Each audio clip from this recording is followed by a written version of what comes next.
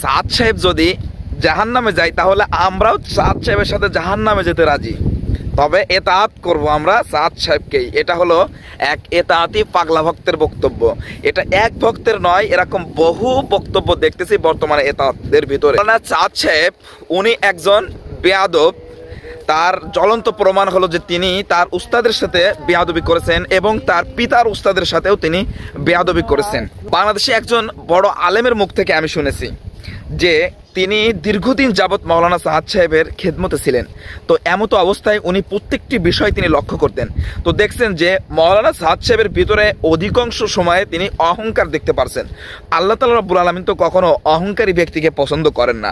অহংকারের কারণেই তো শয়তানকে তার দরবার থেকে বিতাড়িত করেছিলেন।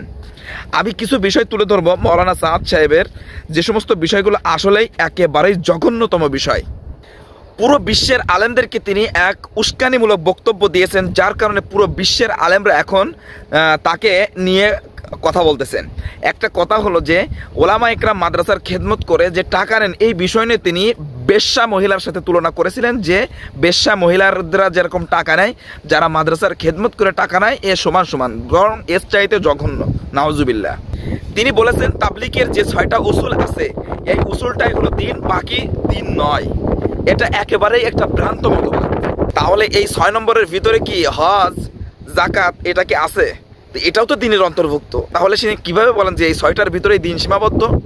তিনি সাহাবীদের ব্যাপারে বিদ্বেষ পোষণ করেন। তিনি বলেন যে উহুদের ময়দানে 5 জন সাহাবী নাফরমানি করেছিল, নাউজুবিল্লাহ। তিনি বলেন রাসূল সাল্লাল্লাহু আলাইহি ওয়াসাল্লাম বিবাহের সময় সমস্ত স্ত্রীর ক্ষেত্রে তিনি খেজুর খাওয়াইছিলেন, কিন্তু একজনের ক্ষেত্রে রুটি এবং গোশত খাওয়াইছিলেন। এটা সুন্নাত পরিপন্থী, এটা কোনো কথা? তিনি আরো বলেন কোরআনের অর্থ না জেনে পড়লে কোনো লাভ নেই, ফায়দা নেই।